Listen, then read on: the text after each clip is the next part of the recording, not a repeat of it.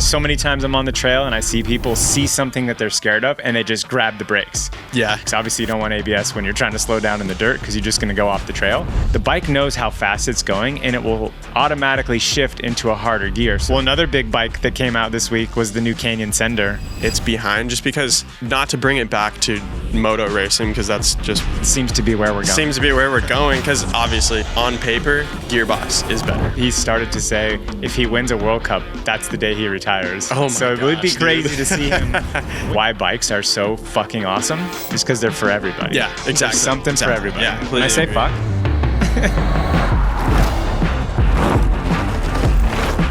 All right, what's up, everybody? Welcome back to the RECON MTB podcast. Nick Bean is out this week. He is traveling the world with the Theory Global Racing team.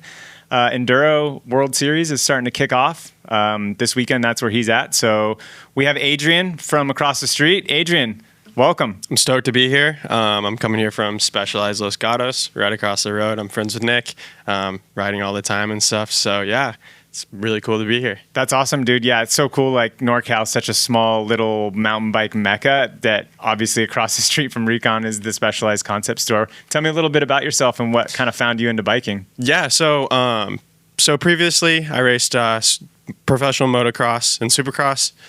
So I did that for a while, and then that was kind of my segue into mountain biking. So once I stopped doing that, I was just riding my mountain bike all the time, and yeah, found that I would want to work into the industry. So that's kind of why I'm here now and working my way into the industry. And I'm right now with Specialized, and yeah, I love it out there. That's cool, man. Yeah.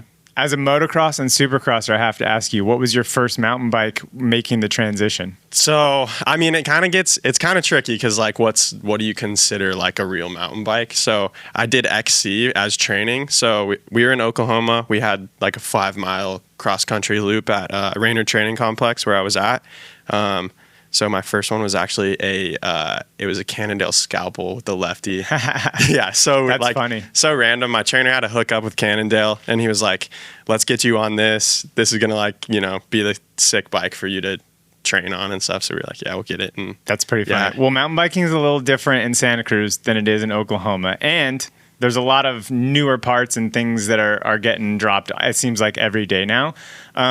What's kind of jumping out at you? I mean, we've seen a couple of things. There's new motors. There's new brakes coming out. What do you think about that coming from Moto? For sure, yeah. For sure. I mean, I heard you guys talked about the upside down fork last week. So that's kind of what has jumped out at me, because obviously coming from Moto, it's like you see the upside down fork, you know the benefits, you know the stiffness benefits. So it's like that's probably what jumps out most to me right now. Yeah, that's cool. Well, we've seen some new parts show up this week on Loïc Bruni's bike ahead of the first World Cup, which is in like 2 weeks. There's a lot of speculation. Obviously, Brembo acquiring Öhlins. That's sort of an expectation that those are going to be Brembo brakes. Where does that hit you? Seeing a company like Brembo coming to mountain bike? Yeah, for sure. I've had a little bit of experience on a KTM because they're speccing them with Brembo brakes, and like zero complaints when I rode it. So obviously they make an amazing product and they're a huge company. So yeah. I mean, it's kind of like, what for that brake, is it just more power? Like, what are they, because all the brakes are pretty strong now. Yeah. So I guess where do you go now? Yeah. How do you brakes? improve? Like, yeah. How do you improve bigger? I mean, it seemed like from the photo, it looked like a normal size rotor. Like it didn't look like anything crazy. Yeah. So yeah, I mean, that's where my head went too, is like, what would be the motivation for a brand like Brembo to get mountain biking? Like, what is it that SRAM and Shimano and Trick Stuff and Magura and all the bike specific brands aren't doing? I couldn't really like put my finger on something, but what sort of made sense in my head commercially for them would be ABS braking on e-bikes. Yeah. Not necessarily mountain bikes, but like commuter bikes, bikes on the street, consumer bikes, having that technology. Obviously, they've probably mastered it. I know they have it on automobiles, and now it's an option on pretty much all street motorcycles. You can order them with or without the ABS brakes. Obviously, you don't want ABS when you're trying to slow down in the dirt because you're just going to go off the trail. But commercially, I think that's where their business mind would be. I don't know. Yeah. I could definitely see that leaking into like maybe dirt bikes more, and then eventually maybe mountain bikes. But it's like, you kind of want that lockup factor if you have to have it, right? Yeah, I mean, it exists already. I think there's some city mountain bikes in Europe that already have that ABS option. And really what it is just, allowing the bike to work for people that don't know how to ride the bike, So many times I'm on the trail and I see people see something that they're scared of and they just grab the brakes. And maybe it'll help that. Who knows? We'll see. Time will have to tell. But it's going to be awesome to see at the first World Cup already new parts we've never seen before. Keep an eye out for those pits bits. I want to see those new bikes and what's going on. There's going to be a bunch of new stuff at that first World Cup. Absolutely, yeah. Well, jumping into some more new things, Bosch just released not only a new motor, a race version of their existing CX motor, but also you're going to be able to update it over the air, which I think is amazing. I mean, I don't know, you read the comments, so many people feel like they're being nitpicked, right? Like, oh, it's a new standard, I have to get a new everything. Or you're changing this little bit, but I can only get it if I'm getting a whole new $10,000 bike sort of thing. But with Bosch, they're releasing this new race motor. It's going to increase the torque from 75 newton meters up to 100. The percentage, I think, is like the current one's like 360%, 340% assist, and it's going to bump up to 400% assist. Obviously, there's going to be a little bit of battery that you're going to have to give up for having that extra power, but what do you think about that? Yeah, I think it's cool, especially seeing the new Specialized motor, and then seeing that come out. Yeah, I mean, it seems like it's just an update, right? I mean, it's putting a new firmware into it. You can put it into the old motor, from what I understand. But is that just making, you're just taking range away from, you're just, kind of beefing up your motor in a firmware update, and then you're just getting more range out of it, or like or less range, sorry. Yeah. But like, what's like the plan there? You know what I mean? That's what I see. I'll play a little bit of devil's advocate with e-bikes sometimes. So it's like, what if you just make the motor stronger? Are you just, you have less range? Yeah. Yeah. I mean, that's the thing is like with technology, electronic technology, right? It only goes one direction. It gets more powerful. It lasts longer. It will charge faster, and it's lighter. It's smaller. But it seems like a lot of the manufacturers are sort of looking for that like power grab right now. Who can have the most power? It's like a contest between the new brands coming in like DJI, who are not mountain bike specific, brands like Specialized, who are very brand and very bike specific, having to compete with those things. And then now we're seeing Bosch have these updates to increase the power. It just seems like a big, land grab for power. But looking at some of the comments, for me, I look at it and I'm like, man, I wish that the industry would take it the other way. Like, okay, these bikes are powerful enough. They're fast enough. There's speed limit legalities for a reason. Let's see if we can make this bike just as powerful, just as capable, and battery length lasting just as long, but let's take 10 pounds out of it. Like, that's where I want the industry to go. I was literally about to say the same thing, because when I was looking into that Bosch motor, I was like, okay, it's faster. All these companies are going for, 111 Newton meters, or, 100, whatever it is. But it's like, what's the goal? Like, what is enough power for an e-bike? Because it's still a bike, right? I mean, we all know that a mountain bike is a mountain bike, and it's not a motorcycle. It's not a dirt bike. Yeah. Obviously, it is pedal assist, but it's like, what's the end of like, hey, we want more power and more, it's like, do we even want to pedal bikes? Like, I don't know. That's the thing is like looking at some of the feedback from people seeing this stuff come out, it is a mix. Like there were a lot of people that had that same sort of opinion as me, like why more, why heavier, why bigger? But granted, not to toot my own horn, I have a decent level of fitness. I can go out on a pedal bike and ride for a few hours and have a good time and still wake up the next morning and get out of bed. But, reading the comments, there's a lot of people who are like, yes, more power. I've hurt my knees. They're garbage. I can't ride uphill unless I have this, blah, blah, blah. I take that in two ways. Like, how much are we like making it too easy? Like we didn't start riding these things because it was super accessible and easy and everybody could do it. But now e-bikes are kind of making that a thing. So it just brings it back to why bikes are so fucking awesome is because they're for everybody. Yeah, exactly. There's something for everybody. Yeah. I completely Can I say agree. fuck? Yeah. That's good. No, But that was a great take. I love yeah. that line. But I mean, that was good. Yeah, that's nice. But I mean, you know what I'm saying, right? Like you could argue till you're blue in the face to somebody, but it's a different perspective. And like anybody who hates on e-bikes, and maybe this is funny for me because I feel like people just automatically assume I'm an e-bike hater. I don't know why I get in these conversations, but I try to explain this to the traditionalists. Like, okay, you're pedaling up the hill and you see a shortcut that's going to get you to the exact same place, and it's going to make it so you can go down 2 or 3 more times than you normally would have if you didn't take that shortcut. Now you're on your pedal bike. Do you take the shortcut or not?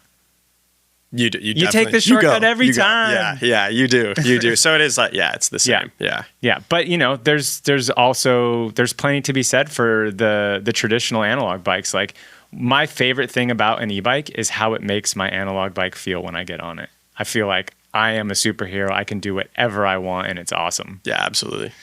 All right, it's time to pay some bills. RECON MTB, the ones that brought us here, your number one most modern online retailer. What do you think about RECON MTB? I think it's awesome. Giving away bikes and stuff. Dude, how can you go wrong? Yeah, I mean, if you're going to buy something, would you buy it with the chance to win a brand new $10,000 bike or not? I would think I would go for the $10,000 bike. Absolutely. And money back, right? Yeah, and the website's super good. Like a bunch of curated sections, so helps filter out all the things you don't need. The largest inventory out of any retailer that's here. So yeah, RECON MTB, they got what you need. And if you don't need something, you should go there and buy it anyways, because then you might win a bike. There you go. Okay, so getting carried away a little bit about the positioning of the super powerful monster bikes, but some of the specs that are coming out on the new motor, like yes, there is the update on the traditional CX, but the new CX Team, it comes with a magnesium casing, has a tie spindle, so it's only 2.7 kgs for the whole motor is what the claimed weight is. So they're lightening it up, they are making it easier, and there's new features. There's a feature called EMTB Plus, which is, from what I can tell, it's similar to what Specialized does, how you can adjust the end, so it'll give you a little more power. So, you know, when you're going up and over something, you give it that little ratchet crank, and it'll give you maybe 2 seconds of power to get over that rock. It's pretty cool that they're incorporating that. Yeah, are they going to have that on as like a lever mode, or is that just tuned into that motor? So from the press release, I was reading that it does come in like a natural dynamic delivery. That's the words that they used. For me, that feels like, you know, it's going to be smooth. It's not going to be an instant uppercut of power, but you can go in on the app and adjust that if that is the way you like to. And you make it more for if you're in that technical position where you need to get over, you can adjust it so you can have extra boost, right? Yeah, for sure. That's pretty cool, because there's a lot of trails that you could do that you can climb differently like that, because you can do a lot more technical features and stuff going up. You can make both ways fun. Yeah, for sure. I mean, and that's the thing, is it's going to be totally like location dependent. If you're riding somewhere where there's a lot of like steep ledges and maybe some slippery rocks, you're going to want as much of that boost after that half crank you can get. Not so much for us, but for yeah, we don't really have rocks. No. It's like perfect. It's funny. Talking to other people that ride in other places, it's like I change tires like maybe once every 4 months. Yeah, winter time. Brake pads, maybe a set of brake pads a year. And people are like, "What? Do you even ride?" And it's like, man, I'm riding a lot. It's just the conditions are so good here. It doesn't eat your bike. I love it. Yeah, it's winter time. You just go all winter long. Yeah, it's sure. Amazing. The other feature that jumped out at me was the Auto EMTB Plus. So what that is you have to have the new TRP 12-speed shifter, electronic shifting. But basically, let's say you're coasting down a hill and you came over a crest, you were in an easy gear and you start coasting down a hill. The bike knows how fast it's going, and it will automatically shift into a harder gear so that when you go to reach for a pedal, you're in the correct gear. That's another one of those things, like making riding easier, simplifying it for the rider. What do you think about that stuff? That's pretty crazy. I don't know though, because it seems really cool, and that's awesome because you don't have to click it. Is the cassette spinning? How would it come down? Yeah, so what it does is it turns the motor on. Okay, sweet. So it knows. Sweet. When I saw that, I was like, wait, how is it going to get down? But anyway. Because the cranks are, they're separate from the chainring on e-bikes. So it turns the motor on. Yeah, it will just turn that. Yeah, let's hope there's not a stick there when you need to shift. Yeah. Just rips your whole derailleur off. Yeah. Just sitting there. That's pretty cool though, because, and it does it the opposite too. And that's where it stuck in my head, was like, okay, I'm going down a hill fast, and then it's going to go straight up. And according to the press release, what it's going to do is it's going to be able to tell my speed is slowing down. It's going to shift me into an easier gear. Oh, no, so then when I actually grab come a back. pedal, I'm just going to go. Wow, that's pretty awesome, actually, because, I mean, that just takes one thing out of the equation where you don't have Yeah. to worry about, and you're just, you Yeah, can on just kinda paper, keep it going. makes sense. Yeah. Send me one. Yeah. I know exactly where I would try it out. Pork chop, there's that, boom. We'll see if it works. It would be sweet for enduro, right? For Yeah. especially the E mountain bike racing too, because they kind of do the same tracks, but they might add in like a straight.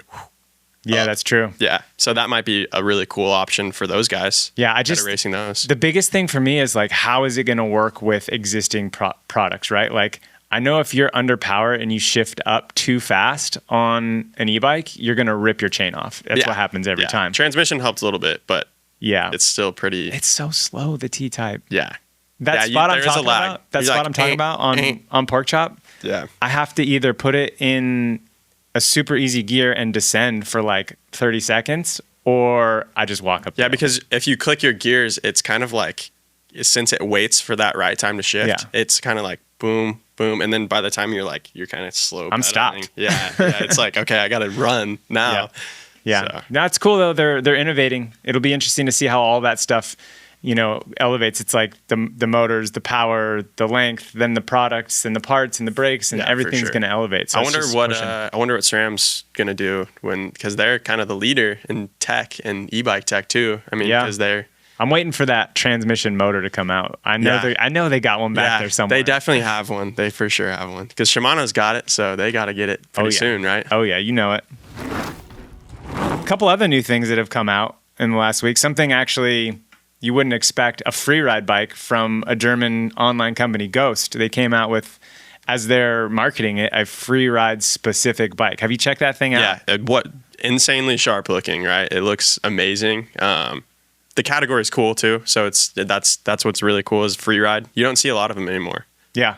180 front and rear. That's how it comes stock. It does have a flip chip. You can put 190 rear suspension, and then the head tube is made to take a triple clamp. So I kind of see this as that seasonal bike, right? Like those people that live in the mountains, they're skiers, they're hikers, they're rock climbers, they're mountain bikers. It's almost that new category of lifestyle mountain biker. But, they put a steep seat angle on it. They are taking into account that people are going to pedal this thing. I don't know. I think it's a really cool package. It's like, I think it's like the rider's bike. You know? Yeah. I think it's a cool bike for like the coastal mountain bikers, kind of like us, maybe like up north, Bellingham. So it's like you're on the coast, you can ride all winter. You have gnarly trails in your backyard, but also you got a couple hour drive to the bike park. So Yeah. I feel like it'd be a really amazing bike for that kind of rider. Yeah, I hope I bump into their demo fleet up in Whistler this year. I'm definitely going to see how far to flat it can go. That's like the best trick, right? You gotta Huck to flat, you got to to do flat. it. Who cares Yeah, how you gotta big the jump test it, is? You got yeah. to get to flat though. absolutely. Yeah, absolutely. Well, another big bike that came out this week was the new Canyon Sender. That thing looks beautiful. Reading some of the information about it, it's Fabian Burrell's baby, basically. He spent 10 years of his life, trying to make the perfect downhill bike. And somebody who's a former world champion, World Cup winner, I can't think of a much better person. And then his tools to create the best bike now, Troy Brosnan, Lucas Shaw. But he said he started 10 years ago. It's only in the last year we've started to see transmissions. We've started to see belt drives. Is it behind maybe because it's been such a passion project? Maybe. I don't know if I would say it's behind just because not to bring it back to moto racing because that's just where most of my knowledge is, but And seems to be where we're going. seems to be where we're going because obviously, but when Gearbox, that's all the direction it's going in. But the only thing I think of that's cool about still having a derailleur, especially like on this bike, is the way they can make the geometry. Because if you look at dirt bikes, they all look the same. Mm-hmm. For the most part, the suspension, linkage, it's all in the same spot. If it keeps going to the gearbox, are we going to keep seeing kind of like with the e-bikes, the Santa Cruz going to the 4-bar? Mm-hmm. Is it all just going to end up looking the same? Because the technology is dictating the idea. You're having to put something where in the motor, and a lot of those bikes with the lower shocks and stuff, it's not going to fit. So they're going to have to rearrange, and it kind of takes less geometry. You know what I mean? Like it kind of narrows down that a little bit. But that's my opinion. So. Yeah, no, I totally agree. I mean, I think that's a spot on opinion. I think that's really what's held back the gearbox anyways, is first of all, you look at the transmission manufacturers, Shimano, SRAM, obviously the biggest ones. For them to move to a gearbox transmission, they would have to like sort of say that derailleurs weren't the best way to go, which is their bread and butter. Yeah. That's the first challenge. The second challenge would be to get the industry to conform to something that would fit as far as suspension design and things exactly like what you're saying. So it's interesting to see where we're going to go. I mean, people are smart. There's a lot of smart people in the bike industry. They're going to figure it out. Yeah. It's going to be sick. Yeah. But yeah, I'm interested to see. But on paper, gearbox is better, right? Yeah. Like if you think about, you can't hit it on anything. It's all, in there. So yep. And then it's also funny too, like you think of the mental side of it. Like there's probably 20 guys in World Cup that could actually win, that have the skill and the ability to win. There's probably only like 5 that you could consistently say are like for sure ones to beat this week. And a lot of that comes down to mental. So even like Troy and Luca showing up to the race, for the last year, it's been all about gearbox and belt drive, and they're going to show up with this brand new bike and it doesn't have it. How they can mentally deal with that ultimately is going to ultimately deal with, where they're going to finish in the race. It's not the fact that it has this or the fact that it has that, because man, everybody is so good now. We're still waiting on a gearbox win, right? So, yep. I mean, you would think there's a couple. I think there's a new track. What's the new track this year that's going to be on? Lake Placid. They're coming to America. Oh, well, yeah, that one. But I totally forget the name of the track. But there's a track that's like a straight downhill track. Like there's not going to be pedaling. And I think that's like where the gearbox and the belt drive could happen. Yeah. For sure, because there's still an amount of drag I hear from a belt drive, right? Yeah, a little bit, for sure. So it's like with the margins of a downhill race, because you got guys like like Bruni and Piron who are like sometimes they're the gap is like nothing, like it's like 0.2. They're so tight. It's like what do they got to do, and is that going to drag them back, or they'll do whatever it takes. Yeah, that's what they're gonna do. Do whatever it takes. Yeah, Piron will definitely do that one. Man, yeah, it's gonna be a sick year. Who's your dark horse? Ooh, for the men's class, there's so many guys, you know what I mean, that can just go. I like watching Bernard Kerr, and he got into Moto too, so I'm going to go with him as my dark horse, because I feel like he definitely's got the speed in there, because he gets on the podium like 1 or 2 times. Oh, he's been so close. I feel like he could just pop off and get it. He's been so close. It's funny too, like Bernard says a lot of things, and he's started to say if he wins a World Cup, that's the day he retires. Oh my So it would be crazy to see him win the first race and retire at the first race. There's no way. It seems like he's having way too much fun to retire now. So yeah, you're right. I think he's not on my fantasy because I couldn't afford him, but I think Benoit Coulage is I think that's the dark horse. He's super tall. He did really well there last year, which the whole top section of this track is like insanely high speed. There's big jumps, so the lower you can get and those long legs, he can suck that bike under him. And he's on a new bike this year, that new Scott, and he's the number 1 guy on the team. I'm sure they've been putting a lot into it. I think he's the man to watch that people aren't looking at. Yeah. Those big lanky guys on a track like this that's coming up. Yeah. Especially with those high speed, just push. And those guys just kill those sections for sure. Yeah, for sure. And then you can't count out Loic Bruni. You can't. We also have Jordan Williams coming back on the Specialized Gravity team. That's kind of a wild card too. I mean, he won his very first elite race ever, and then in that same season had a knee injury and didn't really get to play it out. So he's one to watch. There's so many to watch. Yeah. Who do you got on the ladies' side? I'm just gonna go with the ex-champion. Yeah, Valentina Hall, dude. I think Tawny's got it this year, dude. You think Tawny's got it? Oh, okay, yeah. All right. She beat her at the It's Not a Race, the test event. Tawny won. Tawny's on a new bike this year. She won a race for the first time in a long time last year. Yeah. So I don't know. I give the momentum to her.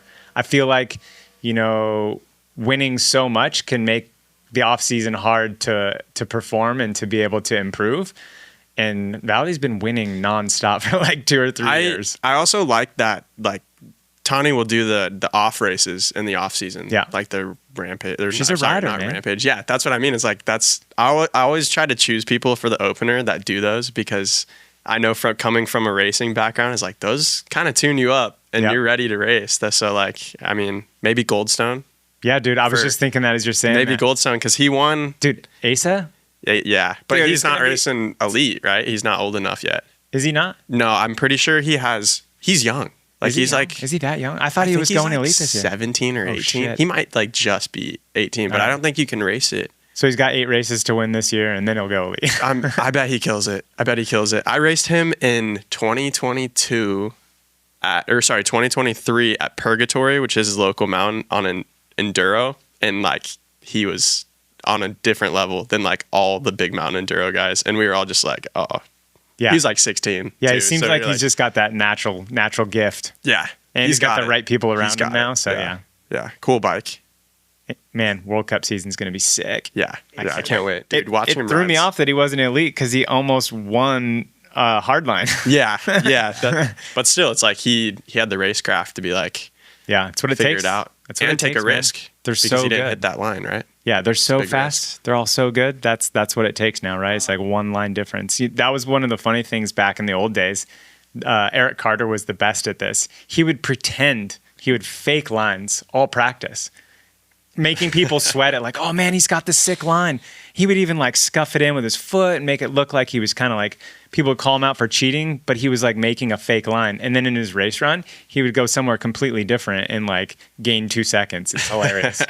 That's like for the moto fans, you know, Christophe Purcell. Yeah. He was like the cheater line wizard. Like Typical he would Frenchie. be like if there was like a foot outside of the markers, he was in it. You know what I mean? Like just Typical Frenchie. Well, I think that kind of covers, man, there's so much exciting stuff, but I know you got to get back to the shop. So Adrian, thanks for coming on over to the building. Thanks for having me. Short walk away. Yeah, I really appreciate you coming over and chatting it up. I'm sure we'll have you on again. sounds awesome. Yeah, I would love to. Cool, man. Take it easy. See you, dude. Y'all ready for this? Because all the brakes are pretty strong now. I think people love this Ghost bike. Do you guys have thoughts on it, or? Let's tell everybody. I think big enduro bikes are sick. So we can, In their legislation, But it they did could not be. say anything about enduro. but it could be. He's young, kid. dude. Do you guys have like an official tagline that you say every time? With every dollar you spend, you get an entry to win. I'm not going to remember all of type that, that out. but I'm going to say some of it, and it's going to work. Yo, Adrian. And then Allan, Adrian, I'm sorry. Hold on, he's got something on his hat. There's gonna be a comment. Some assholes commented on this thing.